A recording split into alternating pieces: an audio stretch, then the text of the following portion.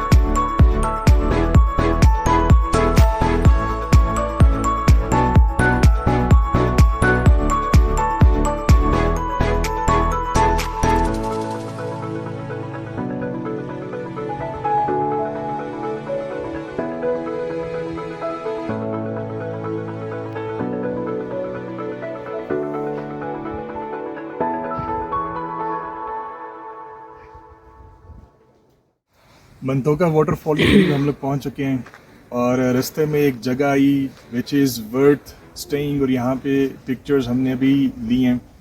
And you can see lush green meadows on both side of the road.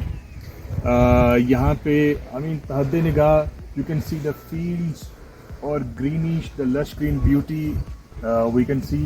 और mountains के ऊपर आगे जिस साइड पे हम जा रहे हैं थोड़े से बादल नज़र आ रहे हैं, तो लाइट रेन के चांसेस हैं। और even left side of the road भी वी कैन सी के लश ग्रीन मेडोज़ और कुछ प्लांटेशन की हुई है ट्रीज़ की। So it is looking extremely beautiful. And on top of that जो रोड है, ये रोड का जो कलर है the greyish colour, it is adding value to this landscape. और ग्रीन के अंदर जो ग्रे कलर है it is looking extremely beautiful. आगे चलते हैं।